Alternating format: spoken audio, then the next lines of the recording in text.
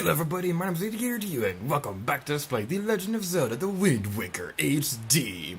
In the previous video, we conquered the merchant and trading side quest, and in today's episode, we're going to be collecting the last of the last treasure charts in the game.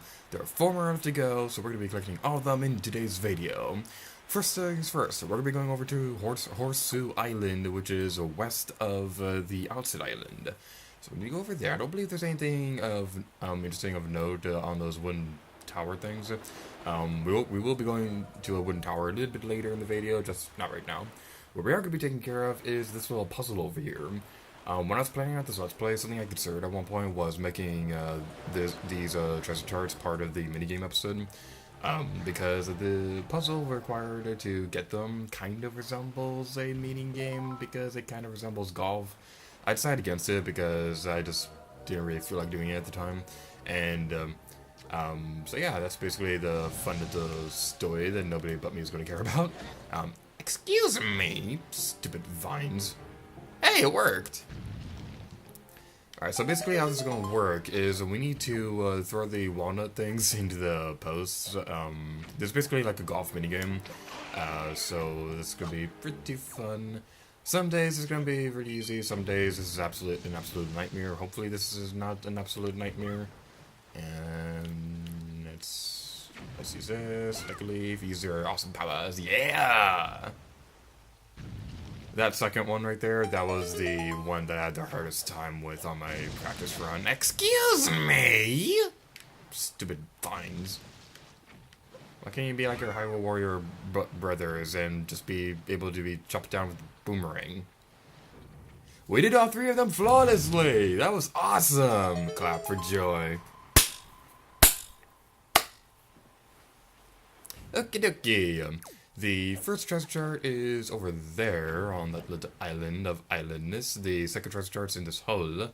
Let's go take care of the one over there first, just because it's the one that's closest. Use the wind's requiem of awesomeness. Oh yeah.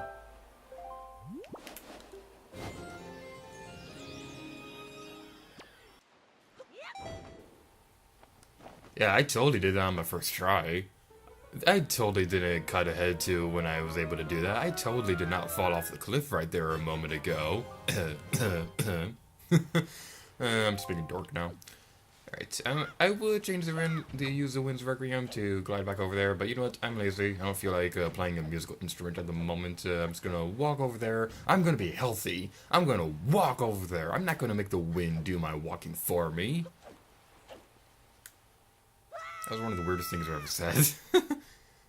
Which is saying a lot, considering I've been Let's Playing for about 5 years or so.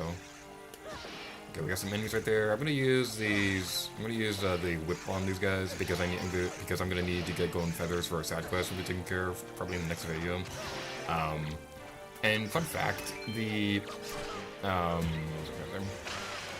oh yeah, the golden feathers. Something really interesting about them is that if you guys have been playing Hyrule Warriors, or at least have Linkle playable, or at least have Hyrule Warriors Legends, and you have Linkle playable.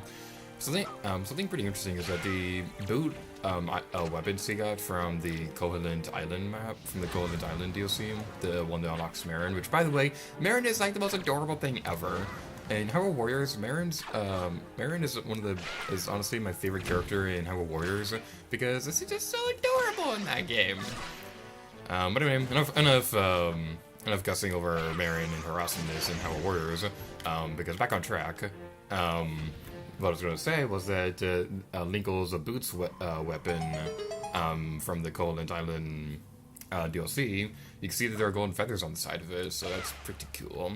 Even though it was based off a weapon from Legend of Zelda Link's Awakening, it does have a reference to this game, which just makes it all the more awesome.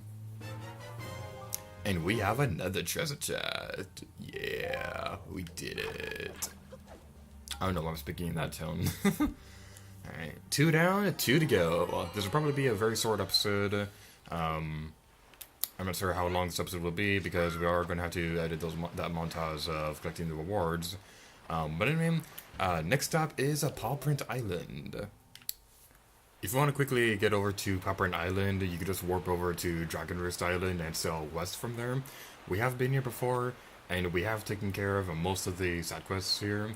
There is one thing that I completely forgot about, and I feel like such a dummy because the first time we would have been here would have been the perfect opportunity to demonstrate this. I just kind of forgot about it. We'll do over here. You may notice that these guys with like submarine outfits or whatever, these guys will give you the basic explanation for how the crane works when you're digging up treasure from the water. But let's go talk to them. Yeah! Mighty fine boat you got there, bub. You must be searching for the treasure of the seafloor too, aren't you? Ha ha ha, you won't get any from us, bub, not likely. Let me ask you something real quick. Who wanders around on a fishless sea? I'll tell you who, bub. Only pirates, monsters, and treasure hunters like ourselves. And maybe some other things I've never heard of. You know, with all those weak island dwellers who never leave their shores, I'm amazed to see such a tiny little guy out here. I like your style, bub. I feel like I've known you my whole life.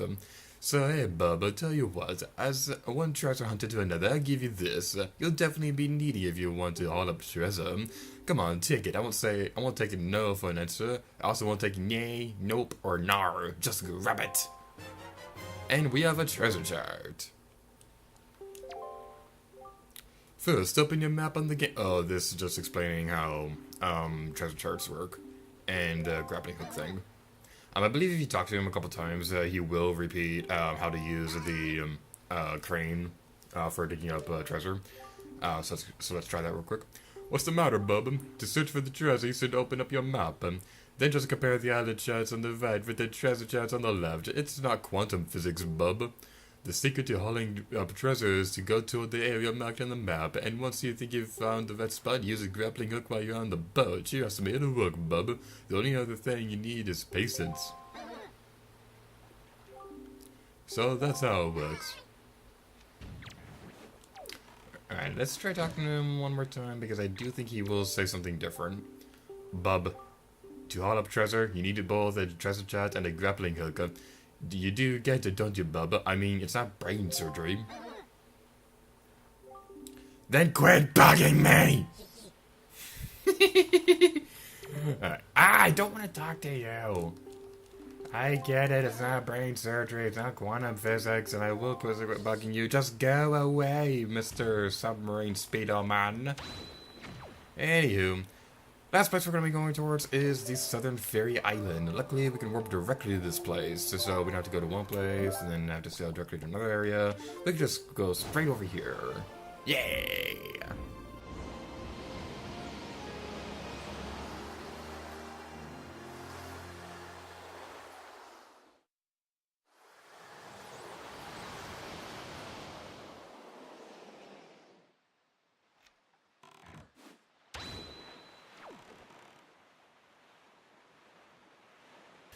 Alright, so those are the wind towers that I mentioned earlier in the video that I said that we'd be taking care of. What we want to do for this area is that we need to take out the cannons on the wooden towers. So that's going to be pretty interesting. I believe this will be like the last time we're gonna really demonstrate the wooden towers.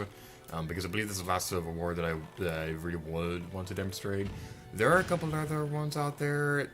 It's just that there aren't really a whole lot of them out there that I feel are really worth mentioning, because they don't really have a whole lot of interesting wars. Like, they have rubies and they have joy pendants and they have stuff like that. But the only ones I really felt worth mentioning were the ones that had heart pieces or treasure charts or things like that. Let's take out those guys. I believe we already took out the cannons that we need to get the treasure charts. But I just feel like destroying all of these because I like destroying stuff. I'm the monster. And we got all the ones over there. And let's go over here. I may switch it over to nighttime when we open up the treasure chest, so that'd be easier for future me's editing to put a caption on screen, because like it's a little bit difficult to make the captions readable when it's daytime, as odd as that sounds. Like, I'm sure people who have done editing know what I'm talking about. I didn't. Okay, never mind. It's fine. I was gonna complain about the boat and go back in and then go over here, but you know what? Never mind. You just stay there, boat, and think of what you've done. Now, something funny that happened to me while we were practicing for this. I'm gonna see if I can replicate this.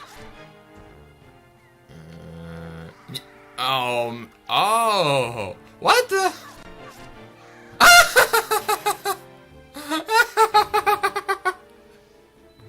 Okay, that turned out way better than I was hoping it would. The thing that I was trying to replicate was that animation of the Moblin getting back. Wait, that's a Bokoblin. It doesn't matter. The animation for that enemy getting back on its feet. It when I was practicing for this video, it landed on its back on directly on the wood, and when it got back up, it jumped into the water. That turned out way better than I was hoping it would. I'm so happy I got that on camera. We destroyed the barrel. Right. Do you want to go over there? I'll do that. Wind Waker, use your power.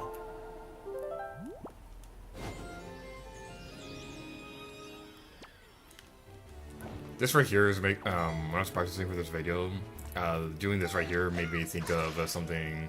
Ooh, that was cool. Made me think of something. That I saw in a Breath of the Wild trailer that I'm really looking forward to trying out for myself. It's the you can use the gliding parachute thing that Link has. The sailcloth, that's what it's called.